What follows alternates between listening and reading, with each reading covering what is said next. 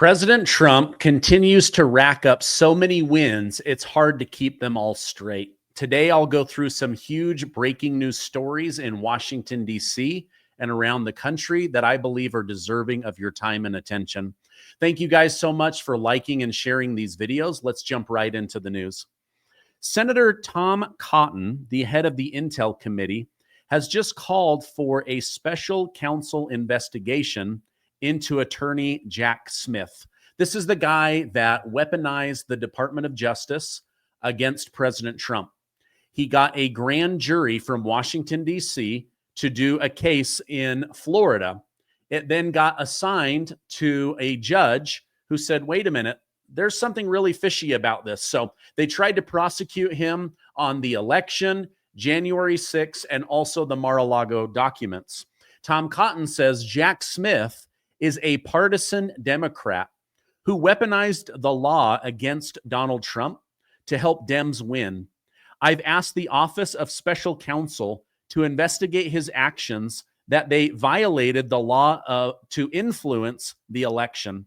So Jack Smith, as you guys remember, did all of this shady stuff, private meetings with the White House, coordinating with different district attorneys, and now he's going to be investigated by Tom Cotton. Also, there's a lot of information coming out about the Obama-Hillary Clinton scam, the Russia scam on America. One of our show favorites, retired Colonel John Mills, has finally shared a story about how the NSA tried to pressure him into going along with the Russia collusion narrative.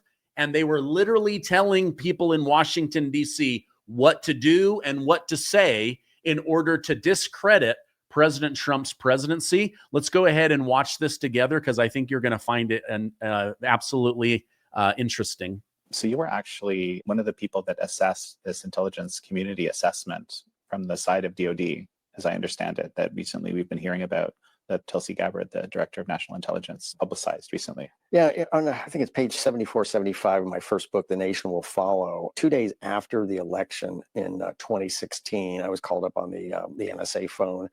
The person said I had to be on the intelligence community assessment that was assembling to finalize the Russian narrative because we were going to prove that Trump was a Russian asset and we were going to delay or block the inauguration of Donald J. Trump for the first term.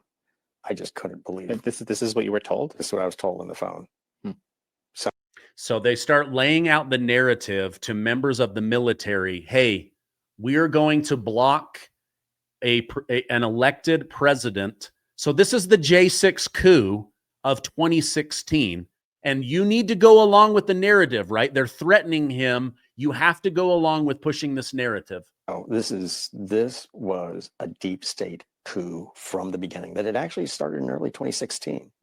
We went through the process in November. The final product came out in the first few days of January 2017. But bottom line, the supposed top secret review, there was nothing there to show that Russia was trying to manipulate the campaign or the outcome of the election in the favor of Donald J. Trump, that the Trump campaign was somehow colluding with Russia. There was no evidence of anything. So when the document, the Intel Community Assessment, came back to the Department of Defense, because that's what happens in these reviews, the team members, the document, the final end product goes back to all the departments and agencies for review and finalization and approval. When it came back, my recommendation was non-concur. There was no evidence to support any of these assertions. And I was told, John, stand down. No, you don't need to complete the staffing. The secretary, which is Ash Carter, who's dead now, had already signed off because Comey and Brennan were personally hands on keyboard writing this assessment. Okay, so they're convincing the DOD, the Pentagon, top people at the NSA. They're all colluding to build this narrative because Hillary and Barack Obama wanted to block Trump from becoming president. You never have a director of CIA or director of FBI personally writing the Intel Community Assessment. That was very brief. It sounds, even with everything we know today, it sounds kind of nuts. It was absolutely nuts. Mm-hmm. It was absolutely nuts. And it was some of the most outrageous things I'd ever said or heard in government service, uniformed or civilian. This was insanity. The voice on the other end, I know exactly who it was, and I put their name to the Durham investigation. John, we're going to finalize the Russian narrative, prove Donald J. Trump is a Russian asset, and delay or block the inauguration. It's never been done before in American history. This is insane. But it shows what was going on. And we were starting in early 2016. We were being fed information in interagency meetings from New York, from the director of counterintelligence, who was Charles McGonigal, who's now in prison, who was being paid by the Russians to spread the rumor inside the US government that Trump was a Russian asset. So an FBI spy being paid off by Russia was the guy that was pushing this forward. You guys, we have the NSA, the CIA, the FBI, the DOD. They're all being lied to in order to get them to buy in so that so his plan would look completely bulletproof, and anybody that denied it would look like a lunatic. I just want to touch on that for 1 sec since we're talking about it. It was Russian money that was funding the rumor that the candidate Trump was a Russian asset.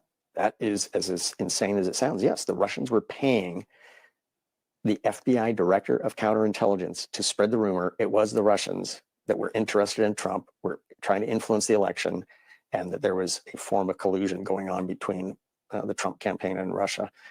Shows the bizarre nature of the Soviet era psyche still permeating through the Russians. Wow. Isn't that crazy? I'd never heard that side of the story. So I wanted to bring that attention, especially because Colonel John Mills is one of my favorite guests to have on the Stephen Gardner Show. Pretty crazy. I am reading all kinds of stuff. They are coming up with all of these different ways to get Obama. Remember when Chuck Schumer said Trump should be careful?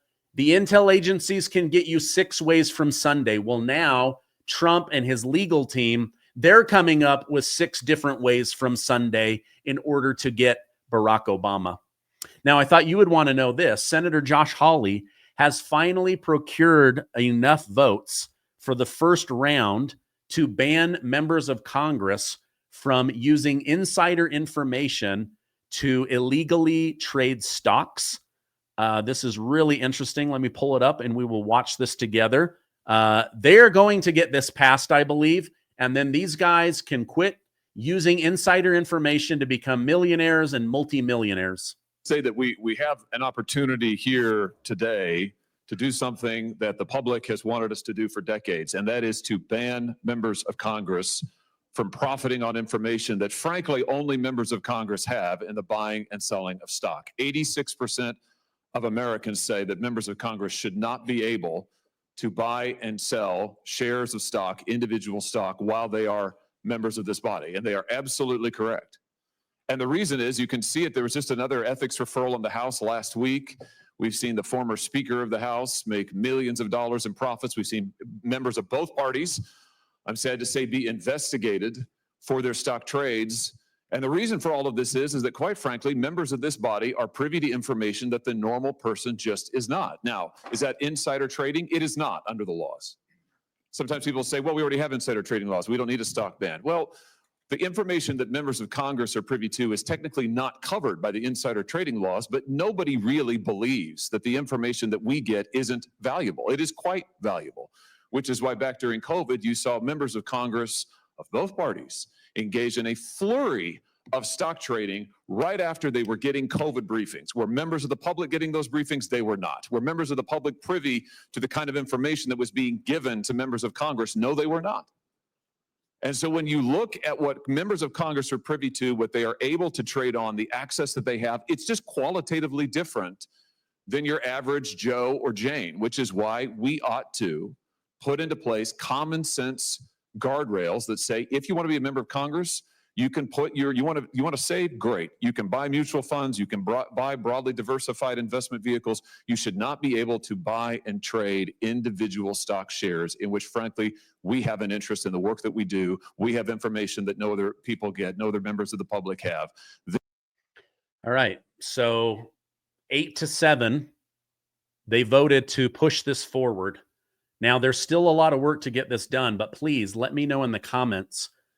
He said that over 80% of Americans want this to be banned. They want members of Congress to work for the good of America and to grow their money, but not to use insider trading. Now, President Donald Trump has once again called specifically for Nancy Pelosi to be investigated. How can you become worth $200 million on a salary of under $200,000? It mathematically doesn't make any sense unless you are playing the stock market and using options to leverage your money and make tens of millions of dollars. There's times she's making $5 million a month. That's absolute insanity. Let's see what President Trump had to say about Nancy Pelosi. Things very carefully, and this just happened, so I'll take a look at it. But conceptually, I like it, and what I do think is Nancy Pelosi should be investigated, because what she has the highest return of anybody practically in the history of Wall Street, save a few. How did that happen? It happened by she knows exactly what's going to happen, what's going to be announced. She buys stock, and then the stock goes up after the announcement's made. And she ought to be investigated. Okay, so there you have it. President Donald J. Trump saying, absolutely, Nancy Pelosi, there is no way, when you look at this, there's no way that she could have got that much money without cheating. Now, the U.S. Senate confirmed Emil Bove, President Donald Trump's former criminal defense attorney and the current number 3 official at the Department of Justice, to a lifetime seat on the Third Circuit Court of Appeals, 50-49, J.D. Vance being the tie-breaking vote. Now, this is no surprise. Republican Senator Susan Collin and Lisa Murkowski, they betrayed President Trump, the Republican Party, and they voted with Democrats. So gratefully, most of the GOP held the line and J.D. Vance made up the difference. Now, Emil Bove, who previously represented President Trump in investigations concerning the classified documents scandal, the 2020 election, have come under scrutiny. And then they released a whistleblower allegation right as he was about to be confirmed, but nothing ever came from it. They also said that he was doing a quid pro quo where he was trying to drop bribery charges on Mayor Eric Adams in order to get cooperation with removing illegal immigrants from the city of New York. Senator Chuck Schumer highly disagreed with his nomination and said the appointment was made solely due to his loyalty to Donald Trump. Senator Dick Durbin raised concerns over whistleblower claims, and Adam Schiff criticized the nomination. Here's what Adam Schiff had to say. Republicans just voted to confirm Emil Bove, despite whistleblowers confirming he urged them to ignore court orders, despite it being clear he lied to the Judiciary Committee, and despite the danger he poses to the rule of law. The corruption of the bench continues. Now, I think Senator Adam Schiff should shut his pie hole and back down and likely spend his time, money, and energy preparing to defend himself against the mortgage fraud allegations that have been leveled against him. Now, Steve Bannon said that President Trump, while in Scotland, finally acknowledged to the press and the public that the Israel-Gaza situation is out of control, that Israel has Gaza so tightly surrounded that it is now confirmed that women and children are starving to death. This is not something any of us want to be a part of. Trump says that this is wrong, and we must immediately get food, help, and supplies into Gaza. Listen to what they said about the situation, as well as ending the war while still being an ally to Israel. I thought that this was really, really fascinating. Let me go ahead and hit play for you. For a second. Well, you were targeted. Of course, General Flynn was targeted. I was targeted. There were tons of people targeted. They were coming for the president. Today, this is just not about perjury. These guys perjuring themselves. This gets to the core of the deep state and how they essentially tried a coup d'etat against President Trump in his first terms, sir. The whole Mueller investigation, it was such a weaponization of the security apparatus, because the story they were trying to create, it was that I was there in the Seychelles creating a back channel to the Russians somehow to affect the 2016 election. But they ignore the fact that that meeting happened in January when Trump had already been elected. And the fact that they leaked 4 months later all the intercepts, the illegal weaponization of the intelligence apparatus, it's really disgusting, and there needs to be accountability, because that's how a Stasi gets built, and that's the kind of stuff that kicks off a revolution, because eventually people are not going to take that kind of abuse. So yes, there has to be accountability. And good on Tulsi for sticking her head above the parapet and saying, this is wrong, and we're going to show that it's wrong. My concern about the DCI, about Ratcliffe, is where is the wholesale firing of the tens of thousands of extraneous nonsense employees at the CIA? That is the fastest organization that can be reformed in Washington, because civil service rules don't apply. You could correct many of the wrongs of that place in a weekend by firing lots and lots of people. Okay, sorry, I forgot. I kept this whole thing because there was two parts. He's going to get to the Gaza situation, but what do you think about what he just said right there? Why isn't Ratcliffe, knowing that the CIA is working against the United States, he's the one part of the government where there isn't this civil workers protection? Why isn't he firing tens of thousands of people at the CIA right now that are completely unnecessary? We're no longer in a Cold War. We don't do espionage the same way. So this is one of the top hired military professionals in all of American history saying, if it were up to me, I would cut 10,000 people from the CIA this weekend. Let's go to that, because the CIA is and of course Ratcliffe there was throwing the FBI. It's interesting, he's throwing the FBI under the bus. So they want to put up kind of a smokescreen here. But let's go to that. The CIA was central, Brennan Central, and people should know, because it's an ongoing conspiracy. All this thing about statute of limitations, and you're going back years, it's active and involved today. What would be the Eric Prince plan if you wanted to start taking apart the deep state? Where would you start, Eric, and how would you start? Well, there's such corruption and incompetence that is cloaked in overclassification.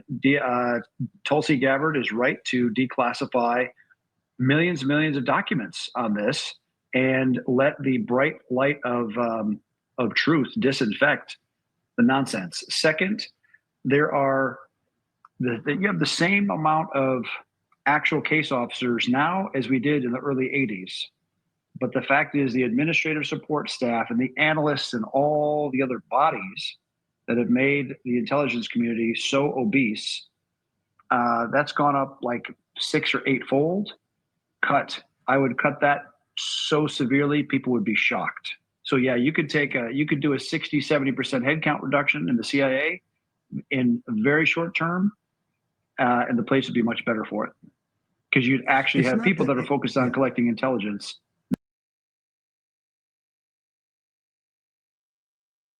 Okay, and now they talk about the Israel situation, getting food into Gaza.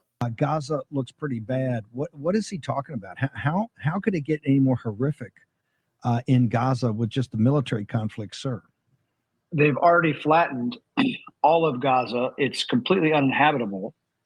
I don't know why they've allowed themselves to be held hostage by having hostages. if you have that much of a mismatch militarily between what the IDF can field versus what Hamas can, it's taken way, way, way too long. It's extremely frustrating for me to see this because I gave them the option early on, like 3 weeks after the October 7,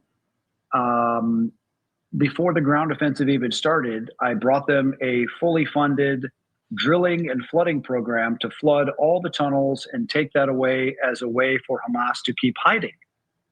And they didn't do it. And so Hamas is a death cult. They are completely bad, no question. And they need to die. But there's a huge part of the Israeli population that wants to extinct Gaza as well. And so the real losers in this are the normal people in Gaza that are just trying to live and survive and feed their families. And I'm really disgusted at this point with how long this has gone on, that even the only Catholic church in Gaza, some tank takes a pot shot at it, and at the steeple. Now, Steve, a Merkava tank has a 120 millimeter smoothbore cannon that is going about more than 5,000 feet per second. That is a very, very flat shooting round. And it was an elevated shot which hit the steeple. I think somebody was taking a pot shot at the Christian cross on that steeple, and it killed 3 Christians in that church. And enough. And you know what? The U.S. should not pay for any more of this at all. The time of subsidizing the IDF as an American taxpayer must end. Enough of it. It is not our problem. So what you have Lindsey Graham and the Tom Cottons of the world that are cheering on, and like you said, you've had 2 years. We said at the beginning, if you got to go through hell, go through as quickly as possible for a whole host of reasons. We're now deep into the second year of this, or getting up to the second year of this. But you have Lindsey Graham and Tom Cotton and others on Capitol Hill saying, oh, if you want to take a Berlin and Tokyo strategy in World War II, have at it. I mean, how do you put constraints on that? That's coming from the American side, sir. That's coming from a couple of senators. This is not something we have to pay for. I feel, look, the goodwill that Israeli society has built up with a lot of the tech they've developed in agriculture and water and safe cities and all the rest has largely been shredded because of this endless war that has dragged on. And I am starting to wonder how was all that intelligence apparatus so blind to that level of buildup that they allowed October 7 to happen and were caught so unawares, especially on an anniversary of the Yom Kippur War, where they were also caught unawares in 73. Eric, you put a plan together in May, I think, of 2017 to basically present it to President Trump. He read your piece in the Wall Street Journal. He saw you on Fox explaining it for a couple of days. He loved your idea about how to make sense on a rapid but smart kind of downsizing and ultimate withdrawal from Afghanistan that the deep state, basically the Pentagon and the deep state, did not allow us to effectuate. And you saw what happened with Biden years and years later. What would be your advice to President Trump today if you were in the Oval with him about avoiding getting into kinetic conflict in Ukraine and in Gaza right now, sir? Not a place that U.S. forces should be engaged on the ground, or for that matter, in Yemen as well with the Bab el-Mandab. It is, once the U.S. gets involved, the momentum of incrementalism is very, very difficult to stop, and it takes a severe jolt to the system to interrupt that kind of momentum. And we've already spent billions and billions and billions of dollars in Yemen. Fails. We have spent hundreds of billions of dollars supporting Ukraine. Fail. What the IDF has done to Gaza is terrible. I understand they're trying to get their hostages back. but they have killed thousands and thousands and thousands of Palestinian civilians, and they have created multiple generations of more people that viscerally hate them and cannot wait to be a suicide bomber. That is militarily a fail. Okay, so this guy tried to help them create a plan to flood the tunnels. He's now saying, you got to quit killing people. They just keep killing people. He's now saying America just needs to cut off the money and say no more death. Because at this point, it's not members of Hamas that are being killed. It's just women and children, and then taking shots at Christian churches and killing Christians. So this war has got to come to an end. But his best advice is, let's just not get involved. Once the American military gets involved, it's very hard to slow that momentum. So we need to get out of Ukraine. We need to get out of the Gaza situation. These wars need to come to an end. So I'm hoping that President Trump will step it up. It's the first time that he's really said, wait a minute, why are so many children and women dying? Why are we letting people starve? This war is over. You guys declared a ceasefire, so let the supplies in. I don't know. This is a complicated situation. Let me know. I believe Israel has the right to defend itself, but it doesn't have the right to just kill everybody and anything that moves. And I think it's time to move on from this war. But all this came out while President Trump was in Scotland, and it needs to come to an end. All right, a lot of big stories. Every day is a fire hose. I go through it so that you don't have to. If you guys could, give this video a like, hit that subscribe button, stay amazing, and I will see you on the next video.